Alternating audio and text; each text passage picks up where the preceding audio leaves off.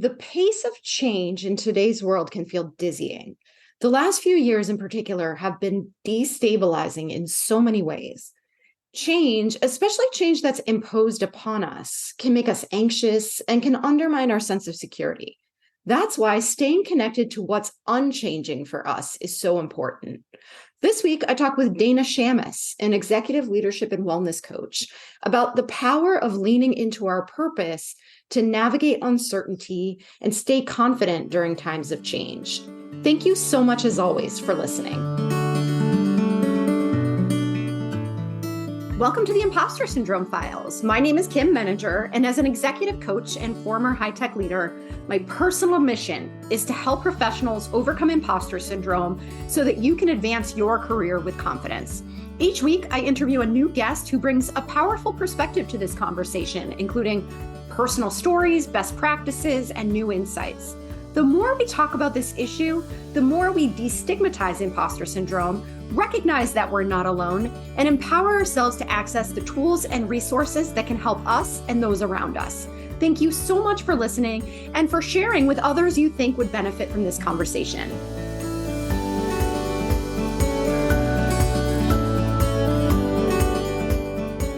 Welcome, Dana. I'm so excited for our conversation today, and I'd love to start by inviting you to introduce yourself. Thank you so much for having me, Kim. My name's Dana Shamas. I'm an executive leadership and wellness coach.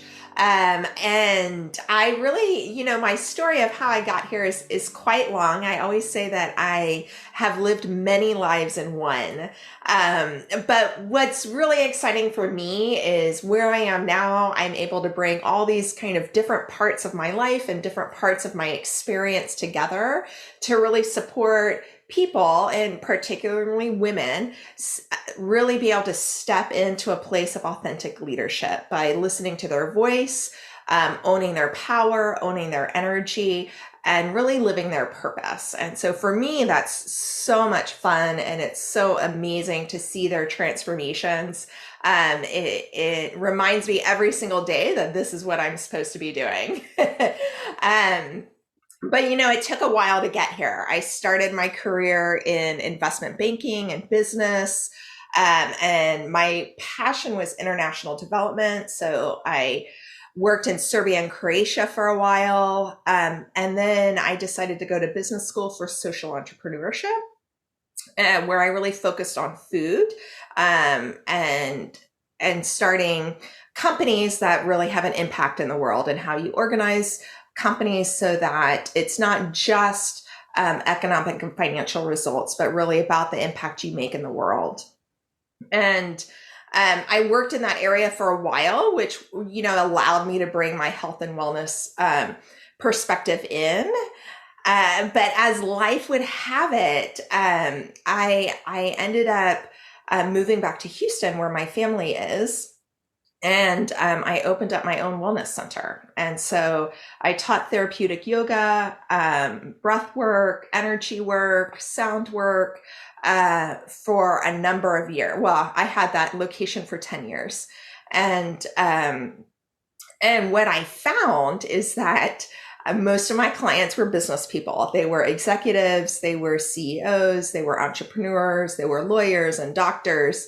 And so I found that I really had this unique perspective of really being able to bring a practical understanding and awareness of the business world with together with all these metaphysical tools that I had really spent a very long time diving into: meditation, energy work, sound healing. And so now I actively bring them together in my coaching practice.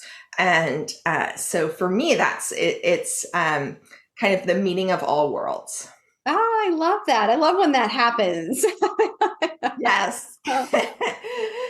So when you are engaging with the women that you support, what do they generally need help with, or how do they present to you? So there's a variety, everybody is different. Mm-hmm. Every body is different. Every person is different. But some of the common things are burnout, being pulled in a million different directions. And another kind of archetype might be that they really want more, that they know that they can do more and really just need support and help and stepping into that place of more. And often what I see is that, in this dynamic world that we have now, there's a lot of change happening and there's a lot of change that needs to happen. And I find women are particularly well suited to lead this kind of change because it's an inclusive kind of change. And so they often know what needs to be done, or they have a sense or an inner understanding of what needs to be done.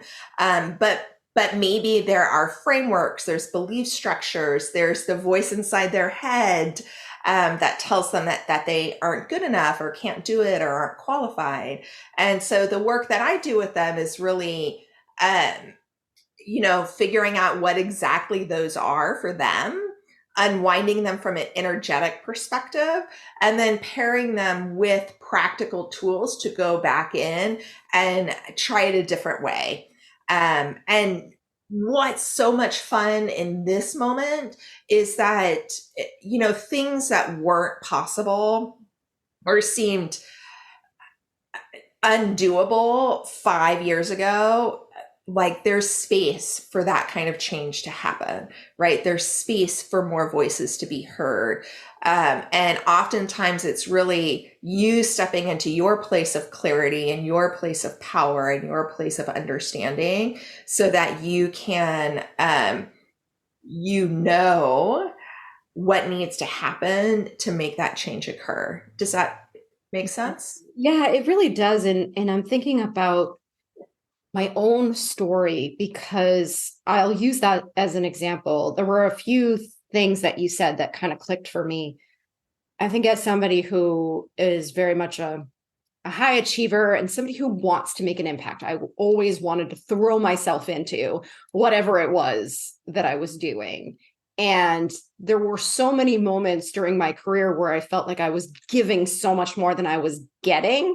And you feel like because you're sort of wired to want to just keep giving more and more, that if you just keep doing more, eventually you'll get the return on that investment, right? And it doesn't always happen. And so for me, and I think my story is probably similar to yours, I feel like I reached this point where I was able to step back and bring all of the different pieces of myself together in this very purposeful way. And I guess my question is, I don't want people to think that they have to leave their job and start a business and do something revolutionary.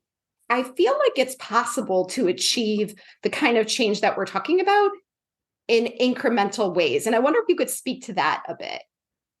I am so glad you bring that up because I actually never, ever recommend that people do it the way that I did it.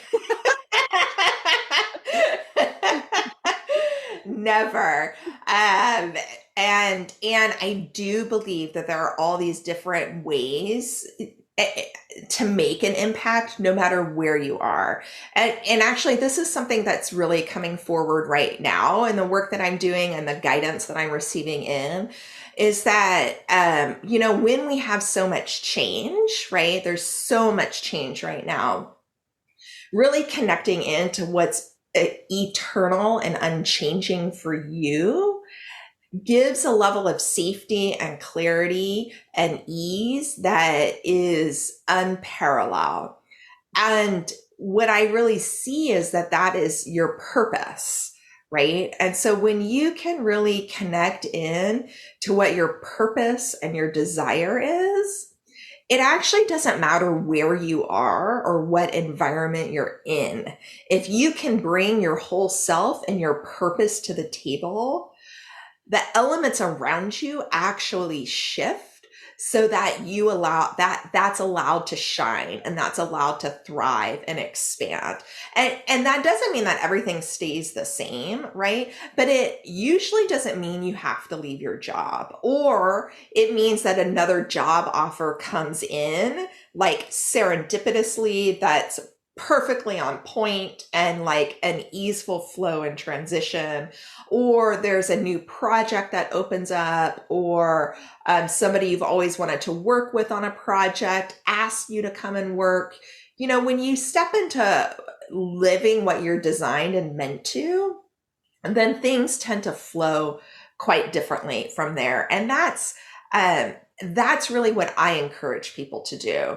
And usually that takes incremental steps, right? So usually the first step is really understanding where you're overgiving, right? Like where you're giving your energy away to things that aren't amplifying your energy, right? Or you're doing things because you feel like you have to, or there's some kind of obligation in what you're doing that drains your energy. And so usually the first step is really understanding like where your energy is going and how that's really being utilized. And once you can start to say no to probably some things and stronger boundaries, then you have more energy to do what you want and say yes to the things that you do want to do. Mm. And that distinction and that empowerment usually brings you to the incremental steps of stepping further into your authentic self, further into your power.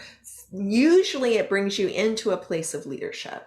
I love the way you say that. And I'm thinking about, again, kind of coming back to the high achiever profile, because I think that's who listens to this conversation. Yeah. Is there sort of this belief that we have, or this conditioning that we have brought with us from other areas? Maybe it was a rigorous academic program, maybe it was a competitive work environment that tells us to embrace challenge, right? To work hard, to kind of always be doing more, and that if things are too easy, that we're getting too comfortable. And so I wonder, because you use the term ease, and I want to understand how we can distinguish between the right kind of ease, right? And the kind that maybe we feel guilty about, that it feels almost shameful that we're not really reaching our full potential. And I think if we almost flip that around, what I'm hearing you say is like, when there's too much friction, right, there's probably something wrong. And so I wonder for anybody who's kind of on the fence about, is this just what I'm supposed to experience in terms of challenge and growth and friction, or have I reached a point where this is harder than it needs to be? Yeah, well, if you think it's harder than it needs to be, it probably is harder than it needs to be. 9 times out of 10. And so I definitely come from the school of conditioning that you should do things that are really hard and somehow that makes you better or more worthy. And trust me, that is the path that I chose as a young human. Like, I am severely dyslexic. I chose to major in Russian. Like, talk about an experience of complete toil and like uphill battle, but somehow that was like good. But when I say ease, there are choices that we make that make us feel more ourselves, right? And choices that we make and experiences that we have that we're like, oh yeah, I'm really good at this. And I can do this and I do it really well. And it feels amazing when I do it really well, or when I make all these different bits come together. That's a certain kind of feeling, right? Like that's a life enhancing, magical kind of feeling. And what if you were meant to feel like that every single day? Mm-hmm. Right? What if every choice you made led you to more of that kind of feeling? Right? And that is different than kind of the scenario that you described of challenge, right? Where there's a satisfaction to learning a skill, accomplishing a task, completing a project that is hard and hard to achieve. Like there is a satisfaction of, I can do that. It's not necessarily life enhancing. Does that make sense? Like that typically tends to be kind of an ego, um,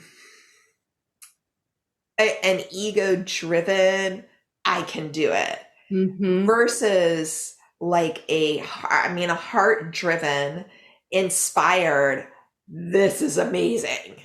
Yeah. Right? Does that, is Yeah, that that makes a sufficient? lot of sense. Because I was also thinking earlier about when you were talking about the sense of obligation to do certain things. I think that's an example of that. And I also think of it as beyond obligation, this fear that if I don't do it, something bad will happen. Right. So it's kind of when you get through that challenge, it's this a sense of relief that I made it, but not necessarily that sense of like, I've achieved my purpose or this is what I'm meant to do. Yeah. Yeah. Yeah. Can we talk a little bit about energy? Because you've used that word in different variations. And I wonder what you think, how does energy connect to this conversation? And what do you mean by energy? Because I think sometimes we use the words, but we don't define them. And I want to make sure everybody knows what we're talking about. Of course.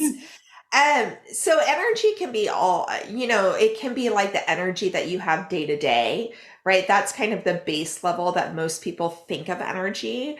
And do I feel energized? Do I have energy today? Um, and when, and so that's level one. And so when I talk about that, that's just your health and well-being. You're well rested, you have balance, you're doing things that feel supportive, right? And you have your energetic system. So as humans, we have our physical system and then we have our bioenergetic system, and they are intertwined 100%.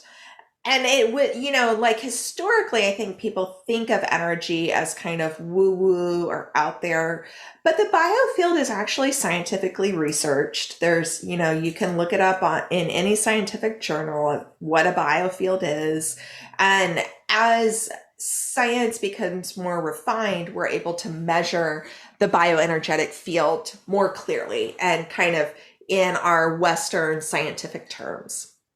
But certainly in Eastern medicine, they've dealt with energetic fields for quite a long time and have quite a large body of research on it.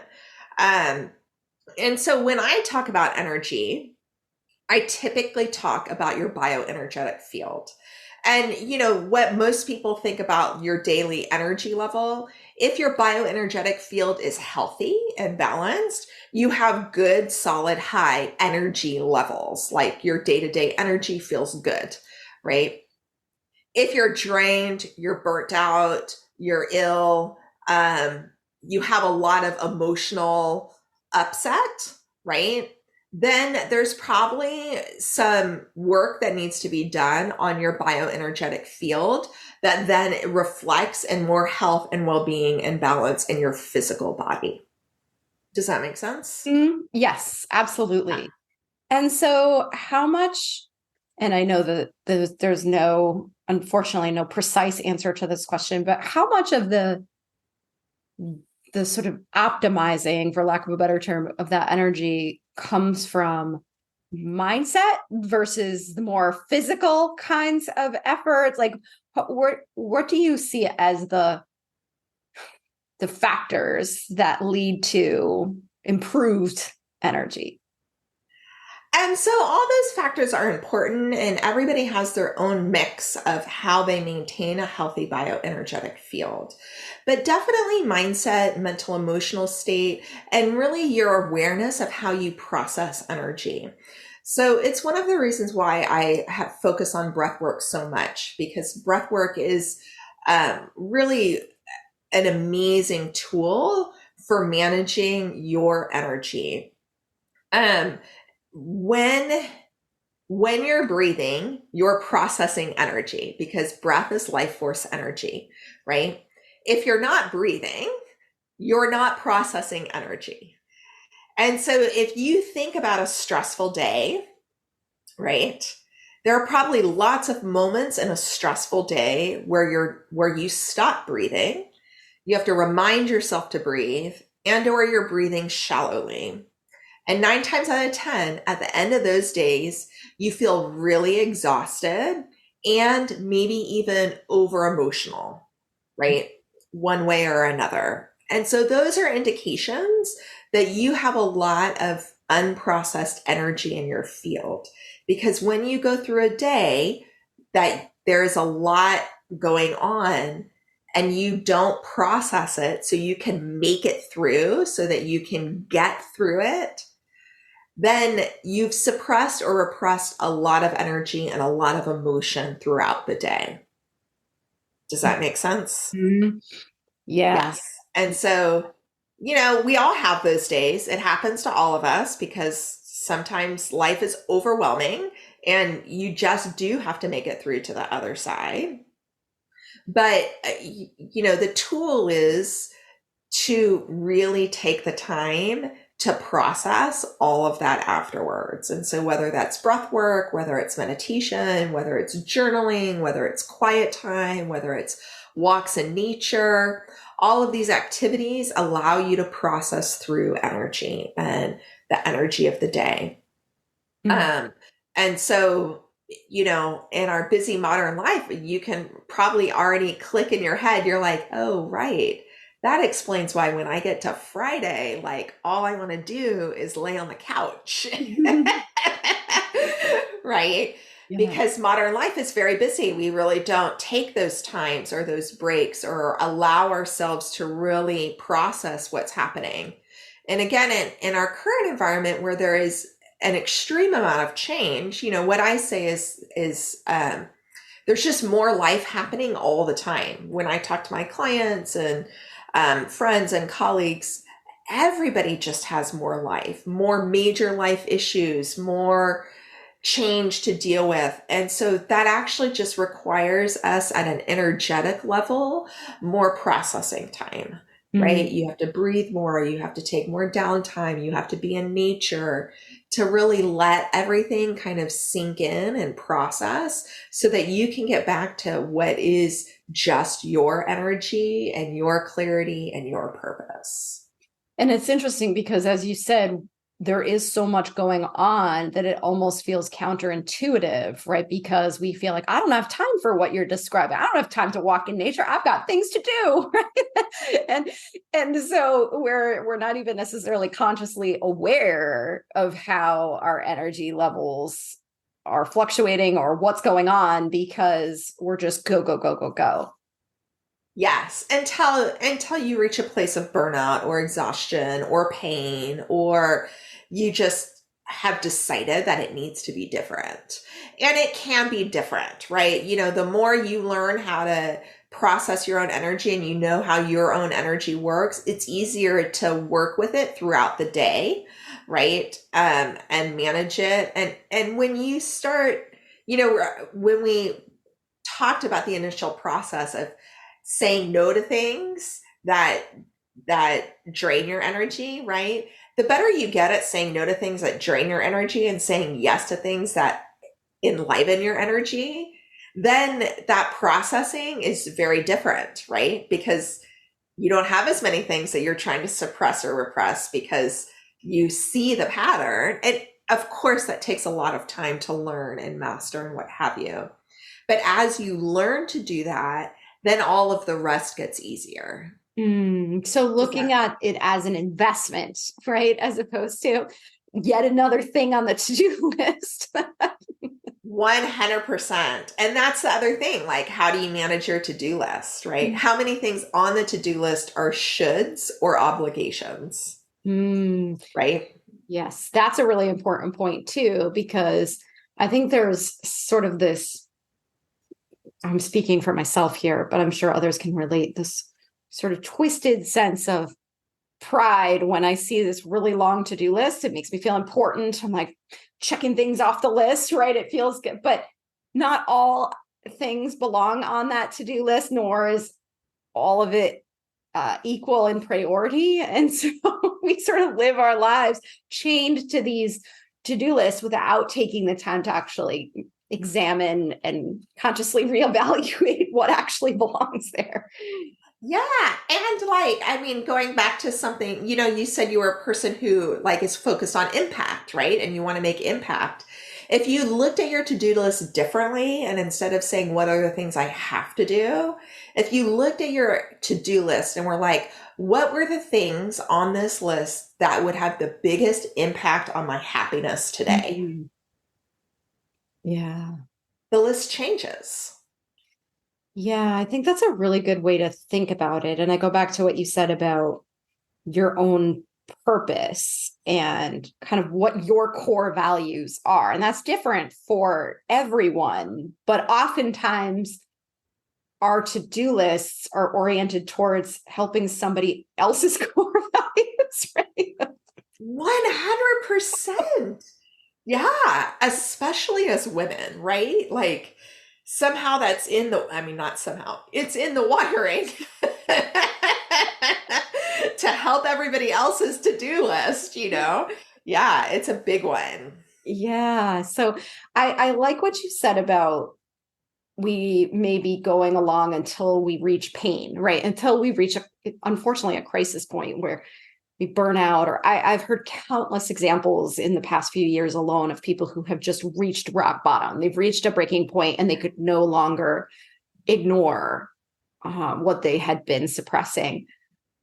My goal, as I'm sure it is yours, is to help people reach this before they get to that point, right? So when you talk about some of these activities or exercises, is there one starter exercise that you would recommend that's sort of simple and sustainable? I mean, I actually think from this conversation, the to-do list exercise is number one. Hmm.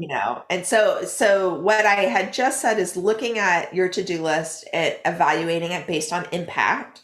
That can be impact on your happiness, impact on your purpose, impact on your joy, impact whatever your focus or intention is for the week. Maybe it's ease, right? um and then the other way to really look at the to-do list is if you write everything on your to-do list, and then I do a quick meditation of connecting in, centering along your midline, and really asking your inner knowing, your higher self, your intuition, what has to be done today, right? To really like, what has to be done? And open your eyes, and the first three things like that your eye goes to, circle them and do them and see what happens. Like, notice what happens. Yeah, I like that too. There's just more intentionality and consciousness to it that way, that I think otherwise it's just a slog of, okay, next. Yeah. And like lots of times it's busy work or stuff that doesn't really need to be done, or stuff that somebody else can do, or somebody else's responsibility, or that, like maybe you can delegate to somebody else, right? Yes. So all those kinds of things allow you to whittle that to-do list down and free up a lot of your time and your mind space to, either do some self-care practices, go for a walk, or what have you. But that one, for this conversation, that seems like a really easy, like, starting point. I think that's great. That's exactly what I was hoping for, something that people could kind of say, okay, I'm going to start here. Yeah. Yeah. Because oh, go ahead. And because like it is a busy world, there are so many things to do, right? It is important to see what you can knock, like what things you don't have to do. It creates more time for yourself, right? That's what It's a huge thing that most people want, more time. Yes, that's right. And I think there are often limiting beliefs that we carry around with us that tell us, and maybe in some ways these are ego driven, and in other ways they're just more fear avoidance kinds of things. But these are only I can do this. Like, whether you're a parent, whether you're a manager, there's so many things that we convince ourselves no one else can help us with. This is my work to be done. And to be able to look at your to-do list, and I often recommend that people ask themselves like two fundamental questions of, is this the highest use of my skill set? And is this the highest use of my time right now? Right. And maybe there's somebody else who for them that would be a great use of their time and skill set. And that it's not that we would just be burdening someone with our trash. It would be thoughtful growth opportunities for other people. 100%. And that's really how you widen the net of happiness and joy, right? When you give other people, like when you invite other people to share their gifts, their wisdom, their purpose, right? That actually just enhances it for you and for them. Yeah. And I think that's a really good frame, especially for women who feel guilty about not doing everything themselves. 100%. Yes. You giving yourself the freedom to do your purpose and your zone of genius actually invites everybody else to do the same. Yeah, I think that's a really empowering way to think about it. Yeah. So anything that I didn't ask you, Dana, that you think about a lot? Anything else? Gosh, there's so much that I think about all the time. But I would just say really I would just encourage people, we are in a time of immense change and we are in a time of immense opportunity.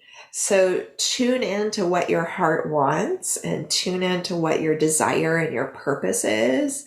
And then really find the resources to help you cultivate the courage to take steps forward. We need each and every one of you in your heart and in your purpose during this time. And I just think there will be amazing things that unfold around you when that happens. And I know amazing things will unfold in the world for all of us as more and more people step into that place. And so I just encourage everyone to find the resources. And by resources, I really mean support, right? Find what you need to help you get there. That's a beautiful vision and a great way for us to wrap up today. For anybody who wants to learn more about you, Dana, where can they find you? Yeah, I'd say visit my website, danashamas.com. It'll have, my bio, more information, my products, and I do group coaching programs, one-to-one coaching. I host retreats. So there are lots of different opportunities and ways to work with me. And certainly I have some free meditations and amazing free products up there as well. So check it out. Wonderful. We'll link to that in the show notes as well. Beautiful. Thank you. Thank you so much again for this great conversation. Thanks for having me. I really appreciate it. Thanks so much for listening to the Impostor Syndrome Files. If you would like to continue this conversation in a safe and trusted space, I would love for you to join my virtual discussion group every Thursday at 12 p.m. Eastern. For the past several years, the group has been limited to women, but it is now open, regardless of gender, to anyone who is interested in exploring and troubleshooting common workplace challenges, building better awareness of ourselves and others, and becoming more inclusive allies at work. Check out the show notes for more info on how to find us, and please join us next week for another episode of the Impostor Syndrome Files.